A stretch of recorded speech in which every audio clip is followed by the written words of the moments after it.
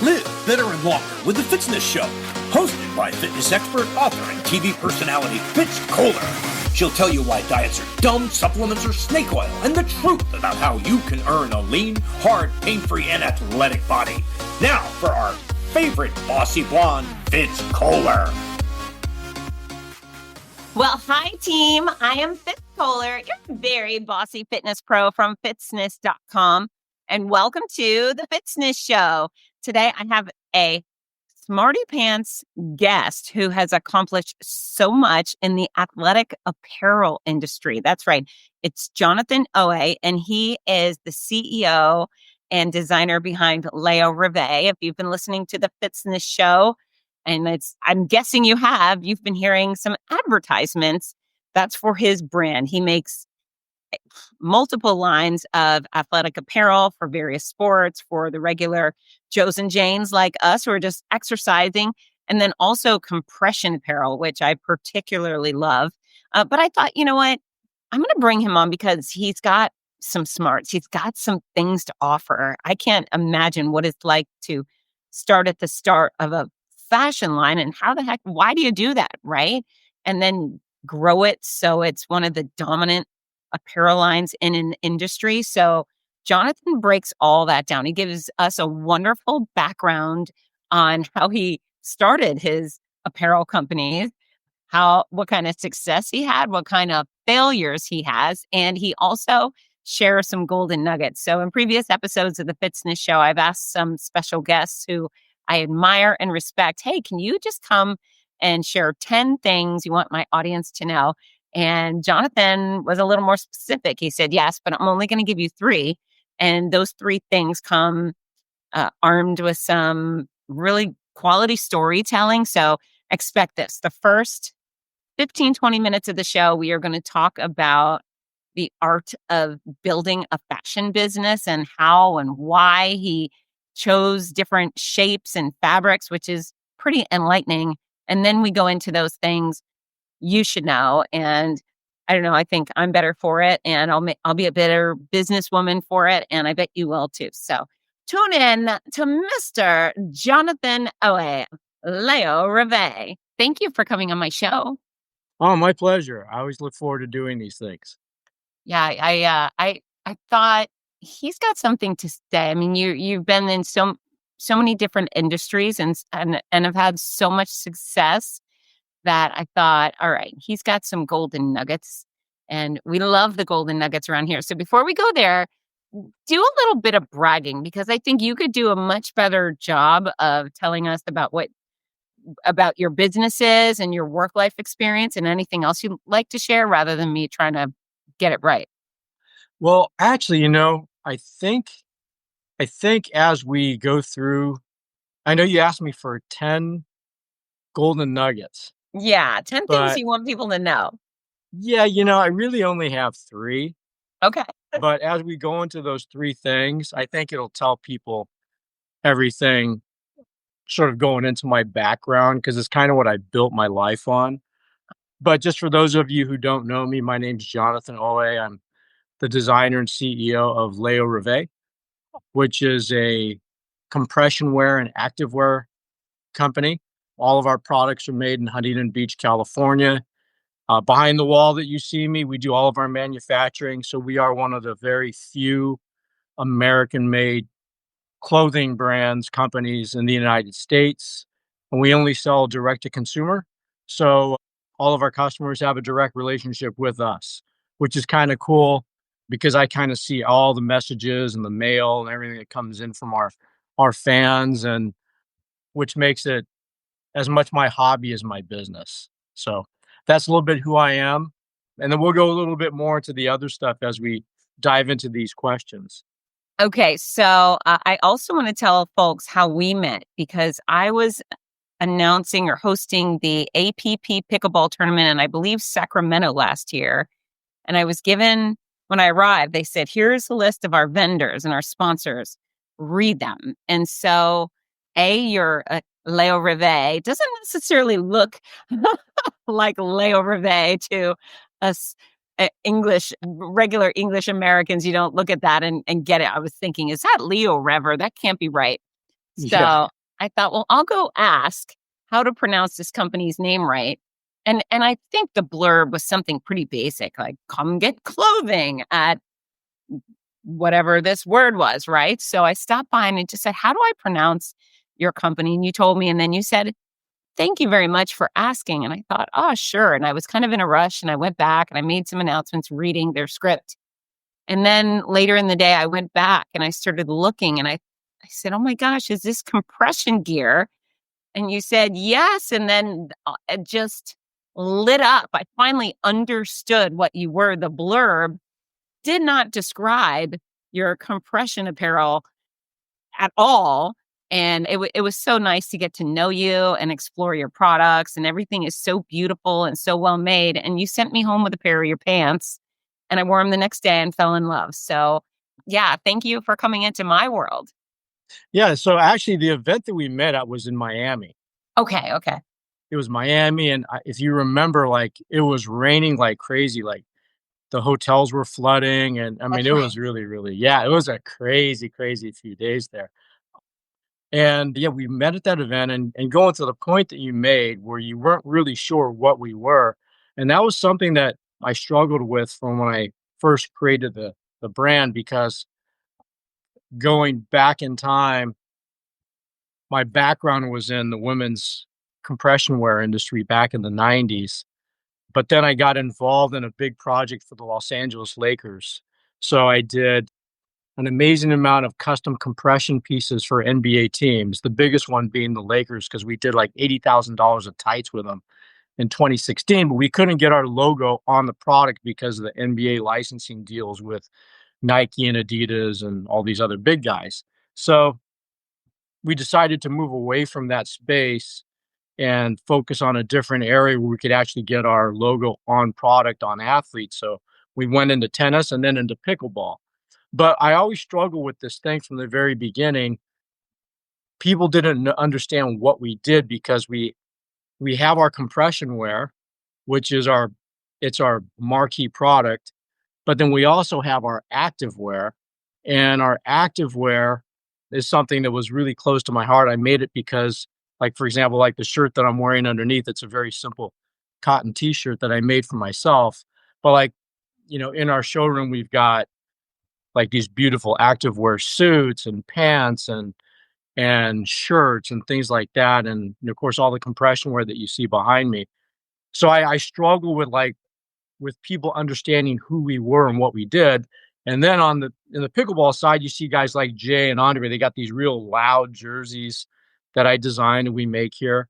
And we had to do that because people don't see the little logo on the tights Right. while athletes are wearing them. So we needed to put our activewear pieces on the athletes.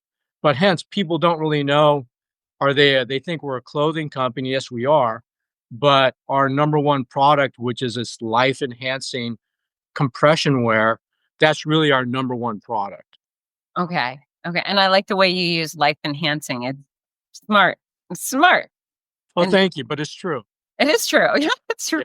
But then just to say it right there, it is life enhancing. It's interesting to me how many people are recommended to wear compression apparel by their doctors for circulation issues and swelling and this or that.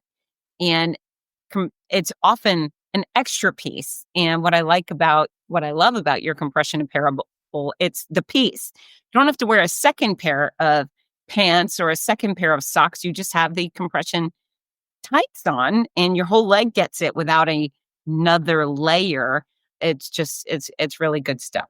But going back to the point you just made, I was at the fort, which is in Fort Lauderdale, at this big APP tournament, and I was there to observe and talk to people, and I was walking through the grounds after talking to an athlete, and I hear this person yelling, "Johnny, Johnny!" And so this lady, she's running up to me, and she says, "Oh my God, I wanted to tell you like just how amazing like the tights are." And she says, "Oh my God, since I've got those tights from you, I lost 10 pounds and I'm exercising. I feel fantastic. Like, thank you."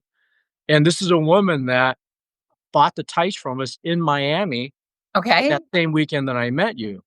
And so we talked, and she was just really excited, and now her husband has them, and so it's like, but that's the kind of comment that we get all the time. And what happens when you wear this product is what it does is it boosts your circulation and pliability in your lower body. So obviously the ankle tights are the best product. What people don't understand is that, like for example, I've got lower back issues because everything in my lower back is attached to everything going down to my ankles. Right. So if I put on the tights and I start to exercise and the pliability of all my muscles loosen up, then the stress pulling into my lower back alleviates. So people don't understand that how the product works. But then the other benefit is they actually do make you look 5 to 10% slimmer. So it actually structures your tushy and your lower body, and not just making it look slimmer, but it also structures it in the shape that I created the patterns in. So I'm kind of like a sculptor. I created these patterns with the fabrics. We sculpt your lower body in a way that's more attractive, and that improves your self-confidence. And basically you want to exercise more because not only do you feel better, but then you see yourself, you look better, and it motivates you to go out and exercise and eat right, all those good things. So when I say it's a life enhancing product, it accomplishes all these things that it's hard for people to really understand the positive things that clothing can do in your life, but that's what this product does. So, mm, I'm always thinking of like, how do I explain this to people? And it's the same great benefit women get from Spanx, you get from your athletic apparel. And I think probably everybody's bought a cheap pair of leggings off of Amazon, and you get what you pay for. Everything that could move will move, and you're just not, I don't know, it's not going to look the way it should, but your gear, your apparel, as you say, is structured to lift, but not like the weird ones. Again, I'm going to go back to Amazon, those tights with the seam down the butt crack. I hate that look. Yours is just this Yeah, classy version of it whatever. is. Support and lift pants. Yeah, and that's some I'm glad you brought that up because as a bodywear designer, I'm a pattern maker. So, you look at someone like Carl Lagerfeld, who he basically just draws these sketches and then hands them to people and then something gets made, right? I'm exactly different than that. So, I'm more of a sculptor. So, I'm a pattern creator. So, I'll get an idea, for example, how I want the product to look on somebody. And then I'll go back and I'll pull out craft paper, pencils, and scissors, and I make patterns. And then I cut samples, and then we fit them on people, usually athletes. They wear the product. I see it on them. I get feedback from them. I go back to my paper patterns. I add, I subtract, I trim, I cut, make new samples, and we do it again. So this process takes months and months and months, sometimes years, how patterns evolve. So, like, when you wear my tights and you talk about how the seam doesn't go between your butt cheeks, and Yeah. which I think is too sexual to wear in public. Yeah. Um, when you wear our product, there's something you're wearing leggings, but there's something so classy and tasteful about the product that you don't experience with the other ones. So, it's a bunch of factors when I make patterns, how I'm trying to make somebody feel and also look how I want their appearance to be, and then also the functionality of it. What do they feel from the performance side? So it's a lot of factors I'm putting in as I'm making the patterns. Yeah. And I'd also like to point out is that all your gear is for men and women, and you have a way bigger line for guys, which I love. I love digging through your website, and there's all this extra stuff, and you're such a stylish man. I think, oh well, that makes sense that he would go over and above for the guys. And I don't know, I just feel like sometimes we start talking about tights and everyone thinks, oh, girls. No, athletes of all kinds in your products. Yeah, I'm glad you brought that up because back in, well, gosh, going back quite a few years, if I go back to say, I don't know, 2010, 2015, those years. But let's talk about 2015 because that was right before I really started cutting and sewing and doing pattern making for our men's active wear. men were kind of in this limbo where it was they weren't wearing suits, they weren't wearing structured suits anymore. It was kinda like, okay, you had to go out and wear a pair of big baggy basketball shorts or board shorts and a t-shirt and a backward baseball hat, and that became the American male fashion guide. Right. And so I dressed like that for a while, and I looked at myself in the mirror one day, I go, "Man, I look like I'm 5 years old, except, like, I'm a 50-year-old guy," like, "This is stupid, this looks ridiculous." And and so I thought, "What if I created clothing for American men that was it took them from this whole place of where they're at with the board shorts, the t-shirts, and backward hats, and it took them from that all the way up to structured suits.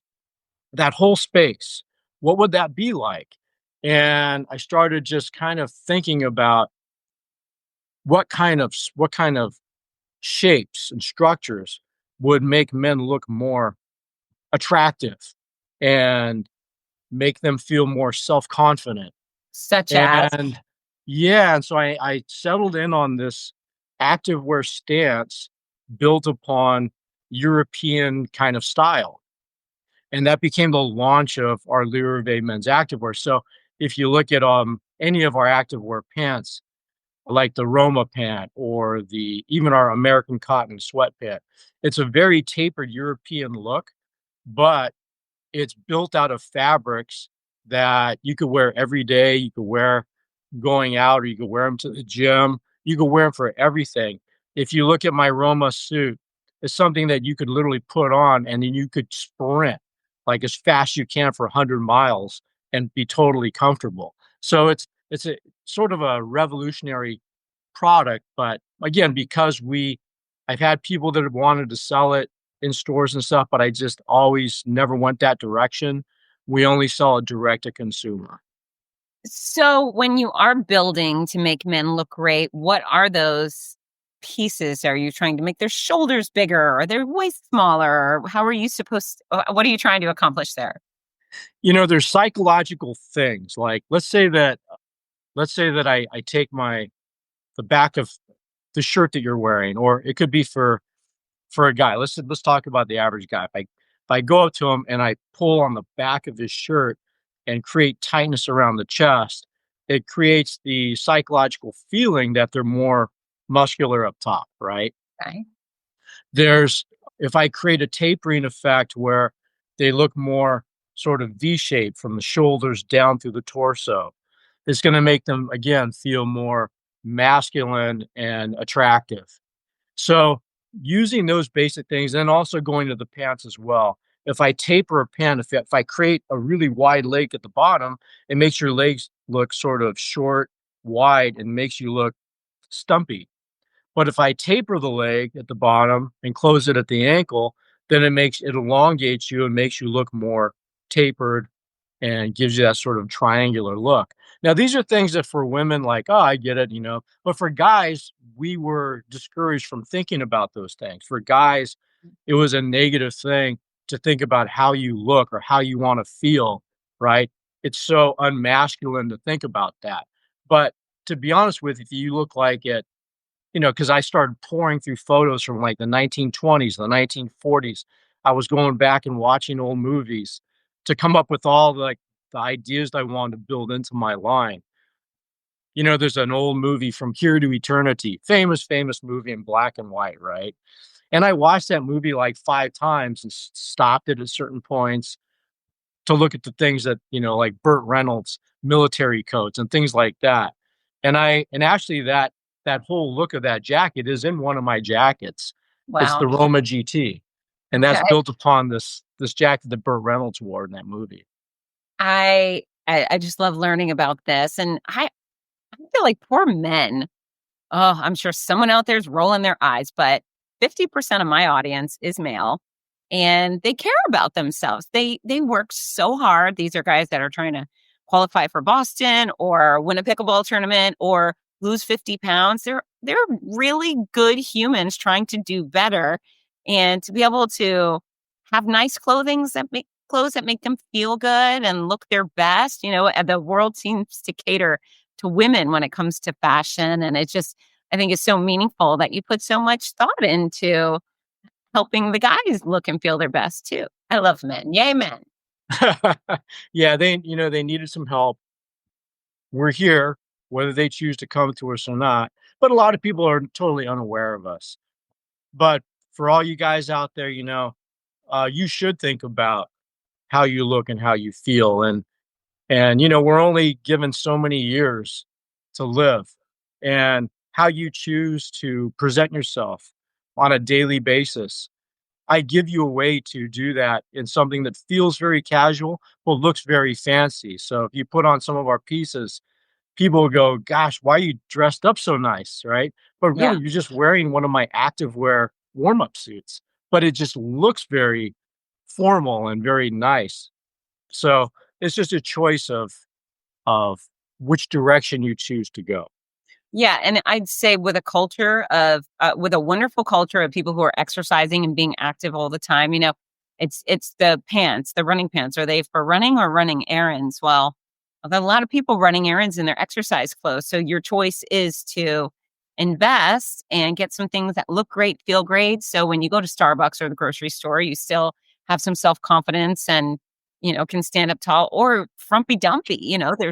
There's not a lot of middle ground with exercise clothes or casual wear. So might Yeah, as well invest a little bit, especially if you exercise often. Get the right stuff that fits your body, makes you look good, feel good, and you're more likely to go get active in it. And we will be right back. Do your hips, glutes, quads, and hamstrings need extra support while running? Of course they do. Both soothing and comfortable, compression tights by LEORÉVER boosts blood and lymphatic circulation while increasing muscle pliability, which helps prevent fatigue and injury. Made for men and women of all speeds. Check out the superior balanced compression tights made right here in America. Visit LEORÉVER.com. That's LEOREVER.com.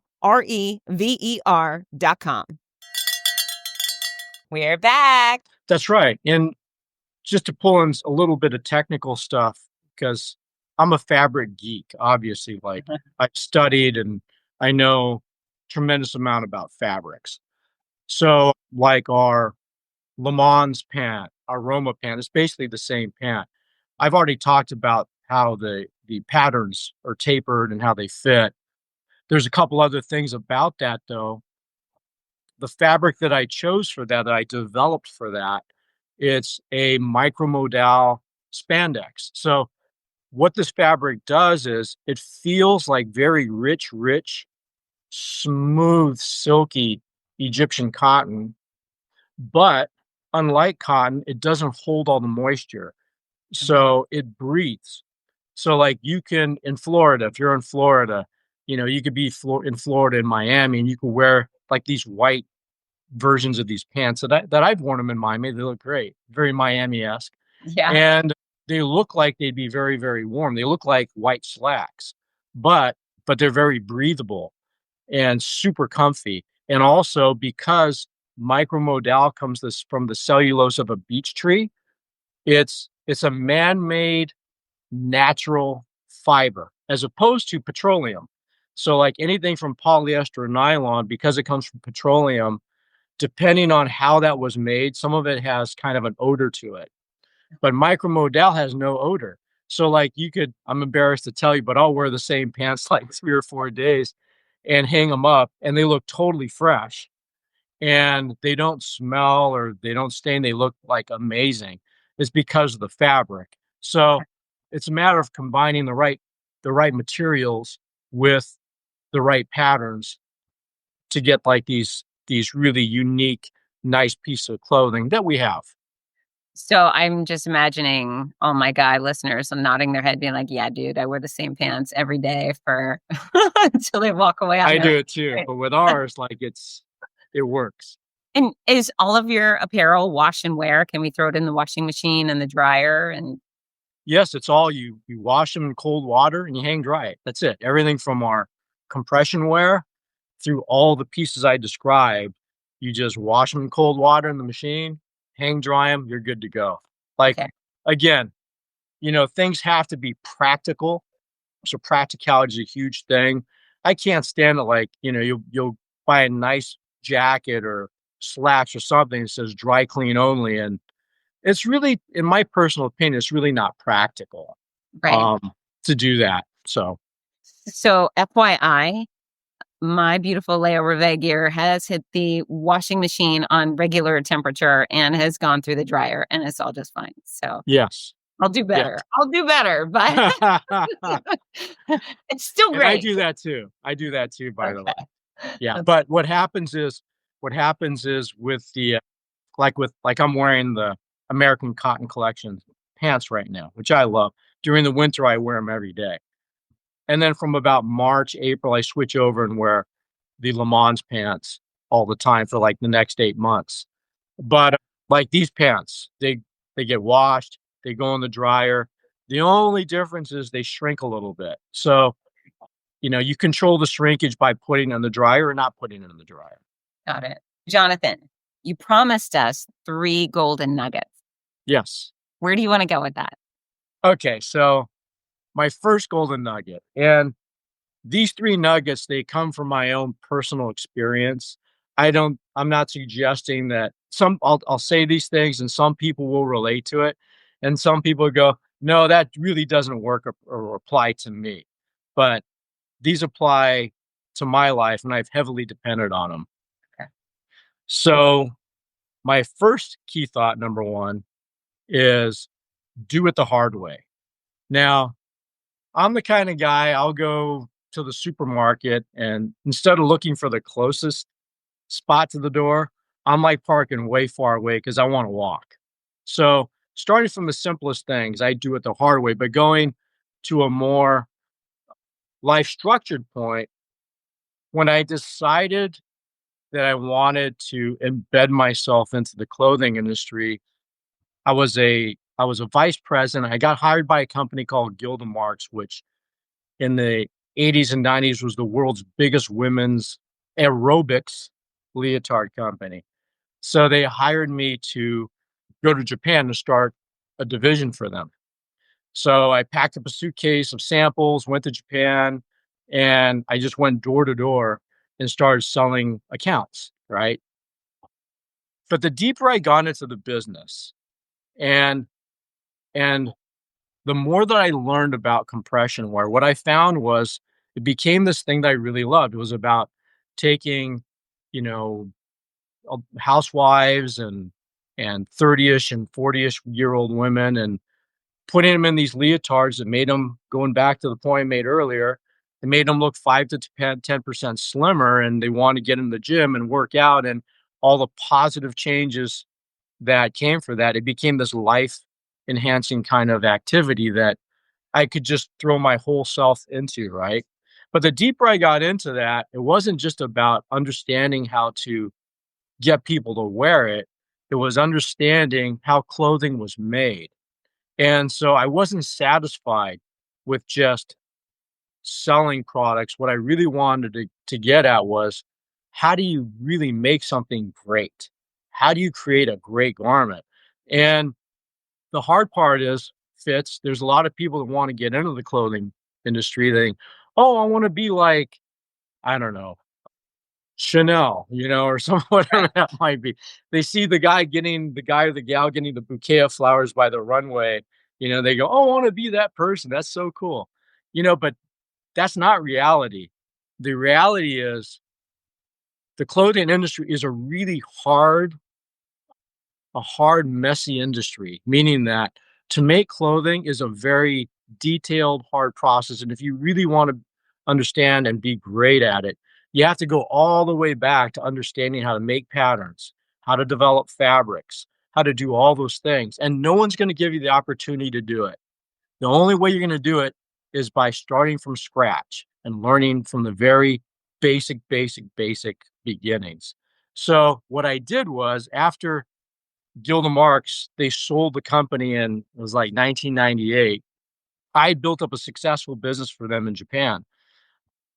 I moved back to the US. I bought a cut and sew factory that made sports uniforms that was like going out of business. because the second owner was an alcoholic and like he Okay. basically lost all his customers. So he handed me down these set of patterns that the previous owner had basically created. And I had three seamstresses with these old broken down 60-year-old sewing machines. And I would go out during the day and go to high schools and travel teams and book orders for football pads and basketball uniforms. And then I would come back to the shop and be there all night until the next morning, figuring out how the hell to make it. And so I literally I had these old patterns and I had to figure out how to modernize them because at that time basketball shorts were like really big and baggy and I had to literally understand and teach myself how to make patterns and product for football pants, basketball uniforms, baseball shirts, baseball pants, the whole thing. So I was a self-taught pattern maker, but it was all, and I almost went out of business in those first 2 years.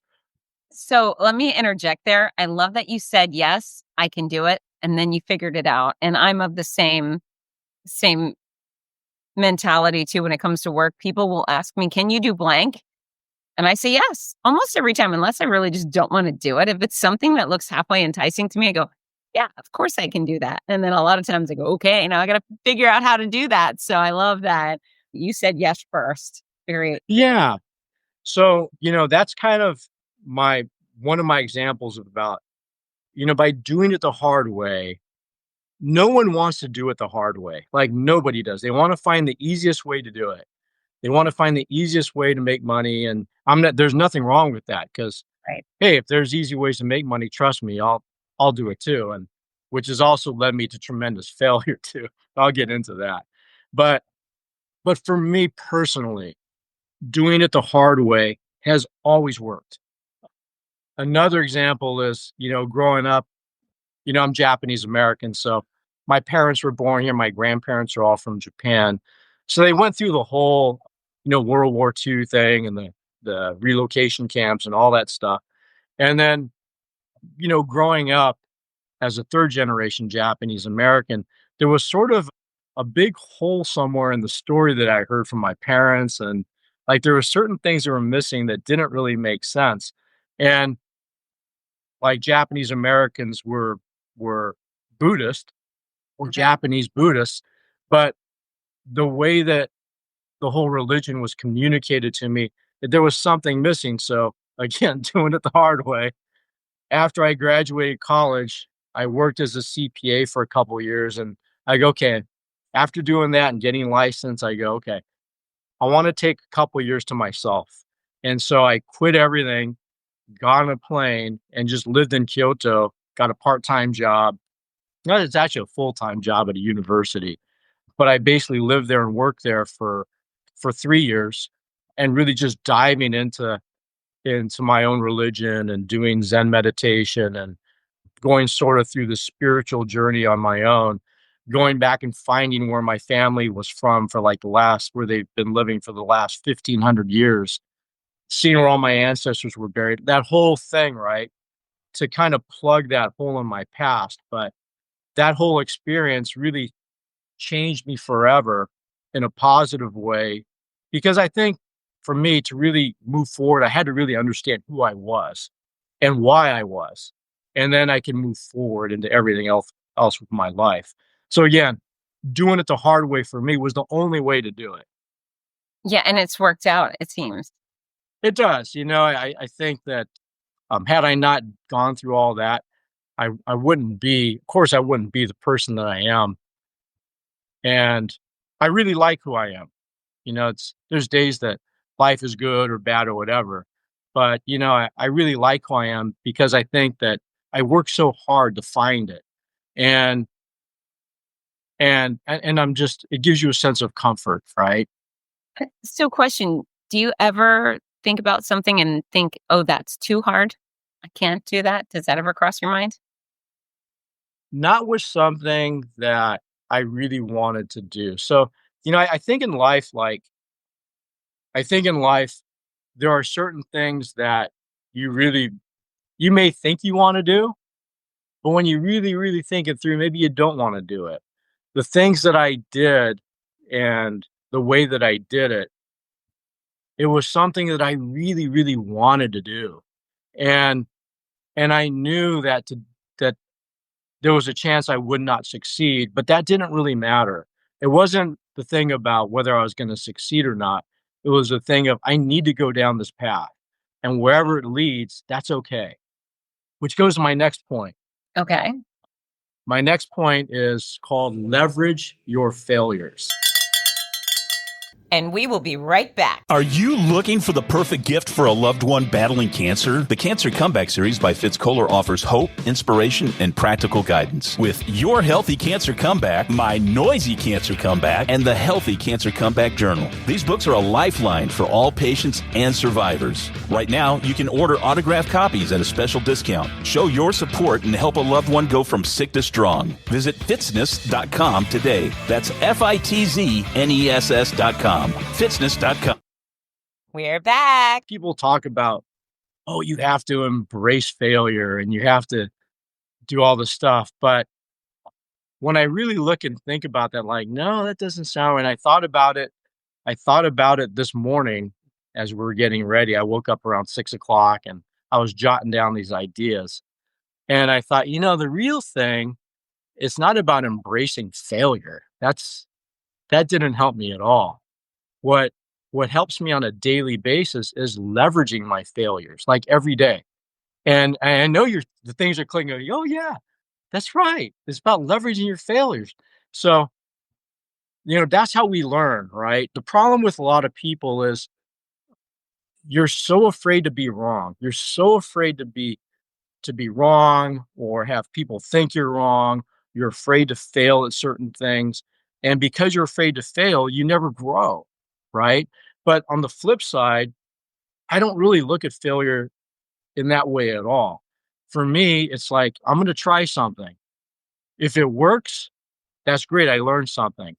If it didn't work, that teaches me even more because now I got to figure out why it didn't work and then move around and find a way to make it work. So everything that I do in my business functions around that. If you look at the clothing that I created, every single change that I've ever made came because I found something that didn't work. I had to find a way to make it work. So now I'm going to go back and tell you something sort of personal. I already mentioned that when I bought that old place, I almost went out of business the first 2 years, right? Well, around the third year, which is around 2002 or 3, I was doing a lot of work with the Lakers, but just real minor stuff like uniform repairs and lettering garments and things like that. But I started building my uniform business and started getting a little bit better, slowly. And then around 2006, and again, this is like things work for some people, but you have to understand what works for some people may not be you. So I started investing into real estate and I acquired several pieces of property. I think I got to like 10. And then the market crashed. And then I just like lost everything. Yikes. It got to a point where, it was like 2009. And my son was he must have been about 9, 10, something like 10 years old. I think at that time I was thinking, I just want to jump off a bridge, but man, what would it do to my son? That would just like devastate him forever. Because I just don't want to deal with this anymore. It's just too much.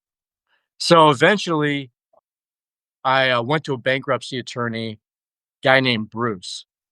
I told Bruce, and I see him from time to time. I still tell Bruce, like, you saved my life. Oh yeah, I'm so glad. No, I said, dude, no, honestly, like, you saved my life. Had you not stepped in and helped me through that period, and because I went into bankruptcy, lost everything. I was able to hold on to my house. My business had just sort of tanked, so I didn't lose my business, what was left of it, but I lost everything.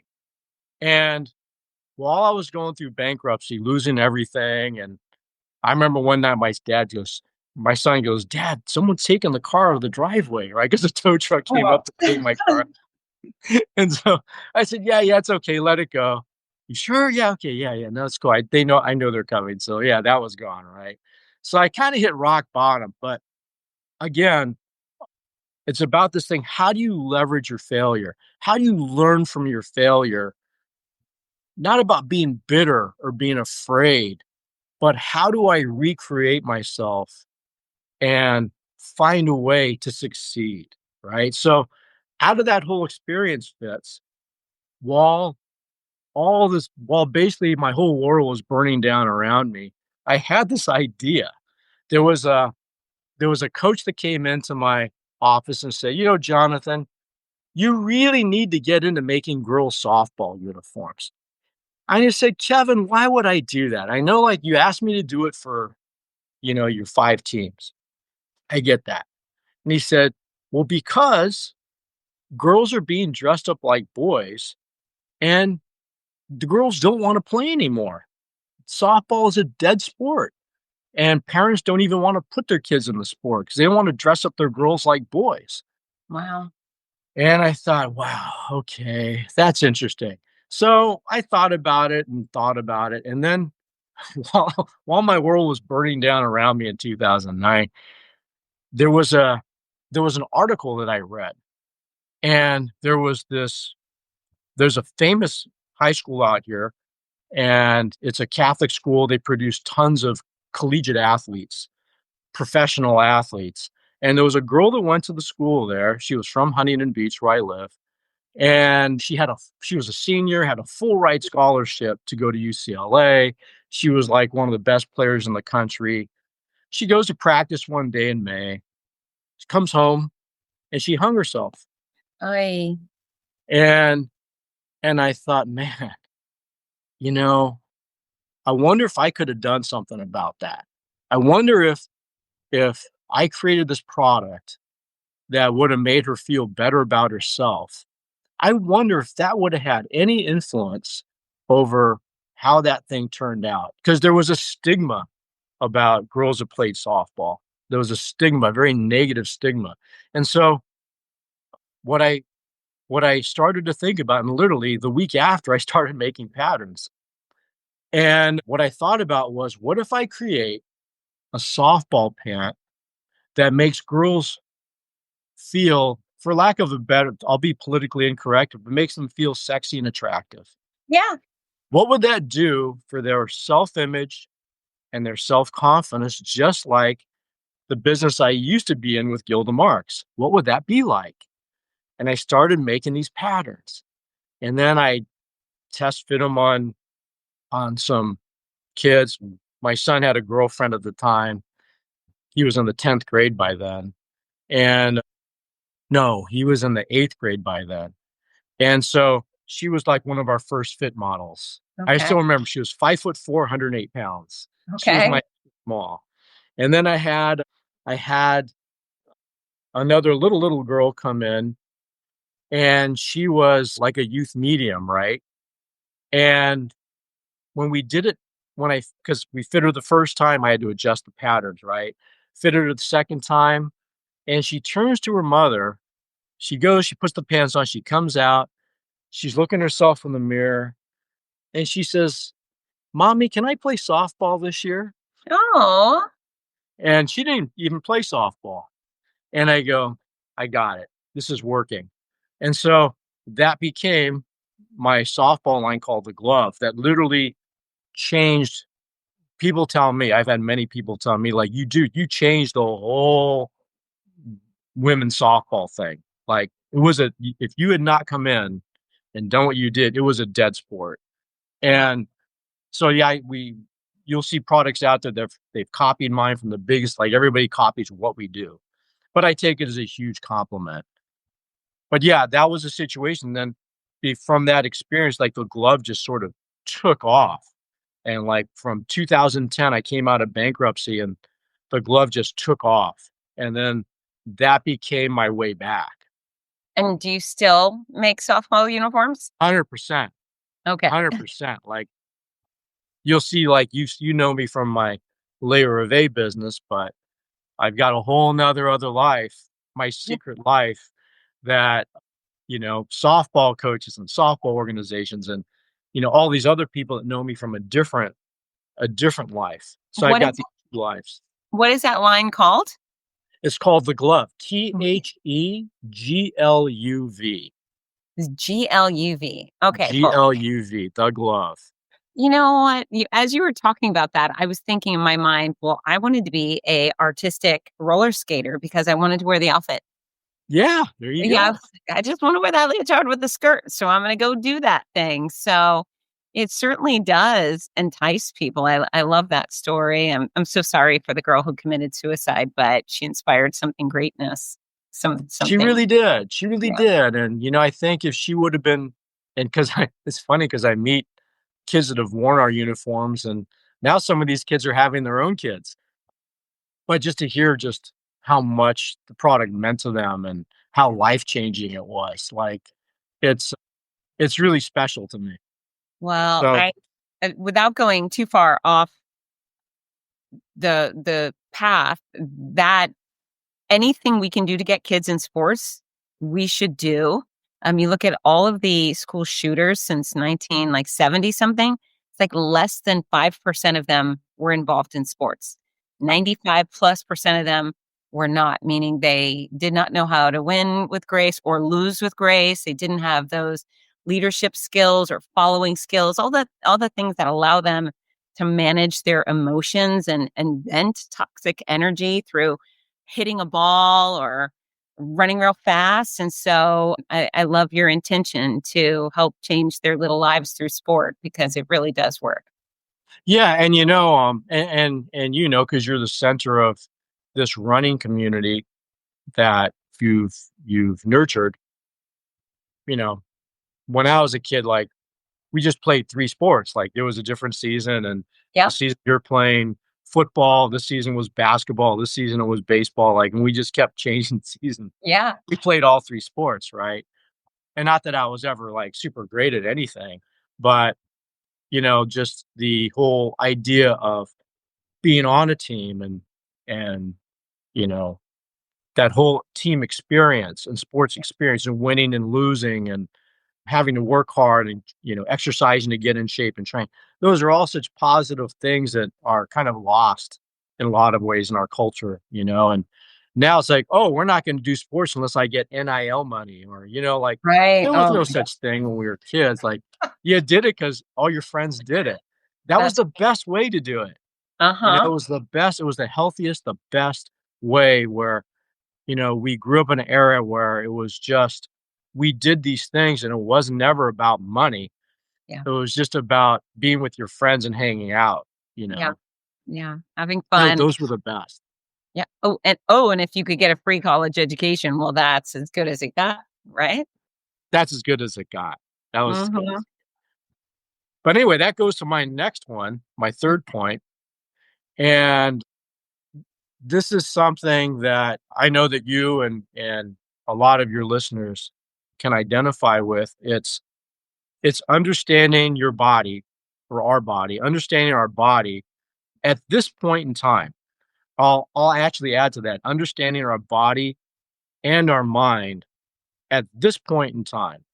So that's more significant to me now than it's ever been, because all the stuff that I'm dealing with as I've aged, all the things that start to hurt, all the things that you need to get stronger, and it's tough. Like getting old, someone said, I read it somewhere. I can't remember who said it, but getting old ain't for sissies. You know, Right. Yeah. y- Getting old, it's hard, and we have to fight every day against all the things that are making us age faster, right? So for me, like, I've got issues with my back, but it came from having a really bad knee and waiting too long to get knee replacement. So I got knee replacement done like 2 years ago, and but by that time I waited too long, so my body got really distorted. So my right side of my body kind of shrank and shortened, and then even after I got the knee replaced, like, it's taken me 2 years and I'm still not my right side of my body still isn't right. So I have to work really, really hard to continue to stretch it and get it right to alleviate the pain on my back. Hence, for me, the tights are so important. So again, going back to the tights, this idea about pliability. So your muscles, as you're doing any activity, like whether you're running or playing pickleball or tennis or whatever it is, or weightlifting, like they stretch and then they tend to tear. So as they tear, you start creating all these little micro tears, and the micro tears, you start building up a lot of blood and lactic acid, and you develop adhesions that's why you develop soreness. And then you massage into those things and they hurt because you're grinding those adhesions into your muscles, right? It hurts until you break them up and they can flow out. But what if we can prevent the adhesions from happening because you're preventing the micro tears? That's the best of the best. So what you want to be able to do is, to get stronger, you need to stretch your muscles and then strengthen them through weight training and resistance training, right? But if the muscles are tearing, that's creating a negative, you're basically going backwards. So what our product does is, as it boosts your circulation, it boosts the pliability of your muscle tissue. So instead of tearing, they're stretching. As those muscles stretch in your calves, in your thighs, those muscles, remember, they're connected to tendons and ligaments that are feeding into your joints. So as those muscles stretch, now the ligaments and tendons feeding into the joints, instead of being pulled, now those are relaxing, right? So now you don't have the stress on your knee joints and your hips. This is what the product does. Now, I've got one of the most famous pickleball instructors in the country, in the world. Her name's Sarah Ansberry. She wore a knee brace for many, many, many years, complained constantly about knee problems. I sent her a pair of tights. She wore them. She couldn't get over it. She no longer needs the knee brace. She doesn't wear the knee brace anymore. And Wow. she credits her whole recovery of her knee solely on our tights. Sarah Ansberry is also the director of the PPR, which is one of the biggest pickleball certification organizations in the world. And now because of that, because of her experience with us, we're the official compression wear of the PPR. So, I mean, I could go on and on and on about all the great things that the product has done for people. Robert Horry, if you are a Laker fan, you remember Big Shot Rob Horry. Mm-hmm. Well, Big Shot Rob was one of the first guys that wore my tights back in 2018 from the consumer point. Like the professional athletes were wearing it, but by that time he was retired. So he started wearing them as a consumer and going out and playing, rec league basketball. And he told me, Jonathan, if I had your tights back when I was still playing with the Lakers and the Spurs, I could have played another 5 years in the NBA. Wow. Yeah, that's the kind of difference the product makes. So, going back to understanding your body, like we're all different, right? Like I was a casual drinker, and I can't say I still am a casual drinker, but people would say, oh, you could drink 1 or 2 drinks a day and that's okay, right?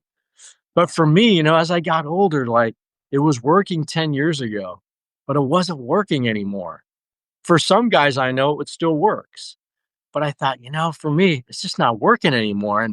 And so I decided to do the whole dry January thing, right? So, okay, we're on January 29th, so I'm 2 days away from making it. Okay. But I can honestly tell you, Fitz, I feel 20 years younger.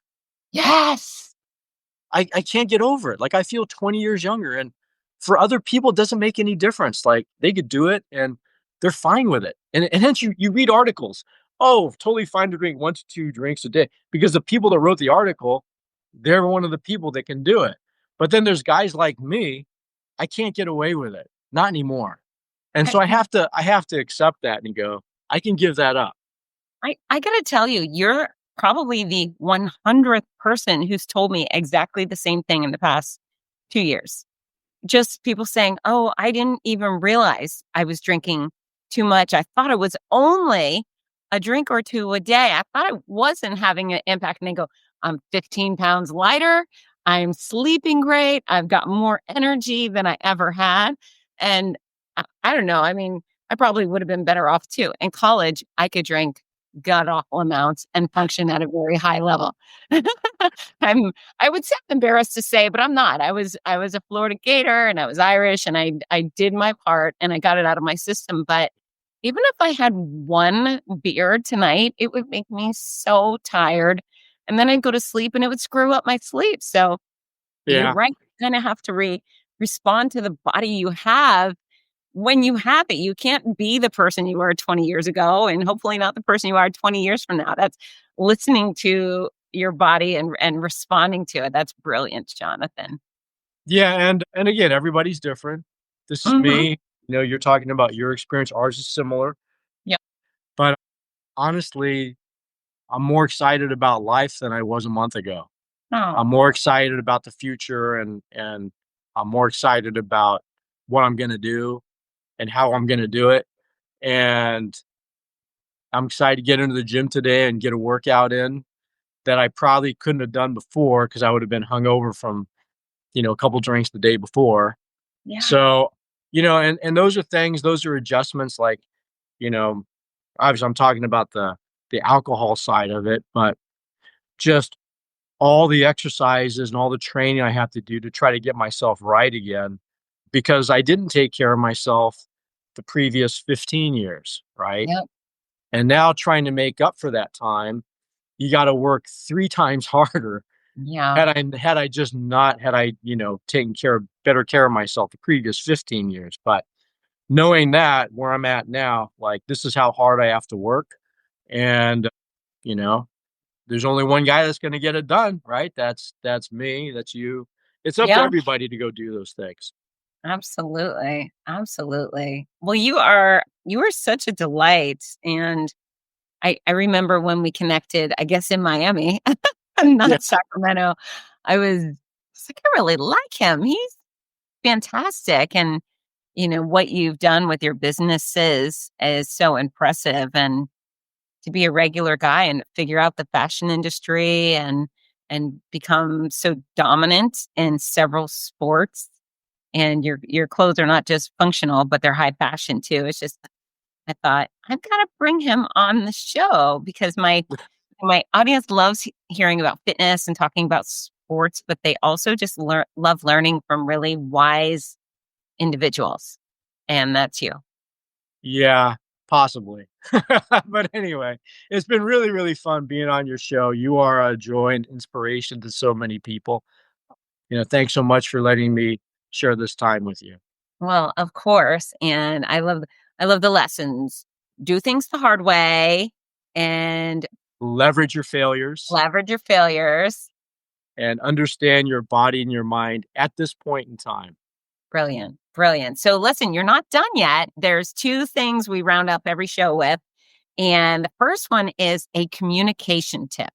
And so anything you can share with folks to help them connect better with others. It could be speech pattern, it could be a vocabulary word, it could be body language, whatever strikes you. As far as a communication tip, I would say people really like honest communication. They don't like things sugar coated, like if you have something to say, just say it. Thank you. Okay. So yeah, that's one thing. And the second thing, is it a communication tip or what's the second thing? The second thing is song of the show. And so your favorite song, I guess our listeners, they're going to go run, lift, or play pickleball. They're probably going to be wearing your LEORÉVER gear. What song should they listen to while they're training? Oh, wow. It's really that's interesting. Well, the song that comes to my mind that it's an oldie that I really, really like. It's that old song, Take On Me. That's a great choice. It's a super energetic song and I think that would be my choice. Okay. I love that. And now that we're talking about choices, I got to tell you how much I appreciated everybody. Jonathan was in Japan a few months ago, and I don't know what we were connecting about, business, blah, blah, blah. And then he said, well, I'm doing karaoke. And I said, oh my gosh, I got to hear it. He goes, in Japanese. I said, oh my gosh. And he sent me a video of himself doing Japanese karaoke, and it made my freaking day. Spectacular. That's good. All right. So, Well, Fitz, thank you so much. It's been fun to be on your show. And to all you listeners out there, have a great day. and Actually, I always like to say, make it a great day. make it a great day. Make it a great day. LEOREVER.com. Last assignment, you got to look into the camera and with gusto, tell everybody to get to work. Everybody, get to work. Hi, this is Rudy Novotny, the voice of America's Marathons. We all love how much running has benefited every aspect of our lives, so much so that most of us only wish we'd started sooner. Wouldn't it be wonderful to give the opportunity to children of today? Well, you can. The Morning Mile is a before-school walking and running program that gives children a chance to start each day in an active way while enjoying fun, music, and friends. That's every child, every day. It's also supported by a wonderful system of rewards, which keeps students highly motivated and frequently congratulated.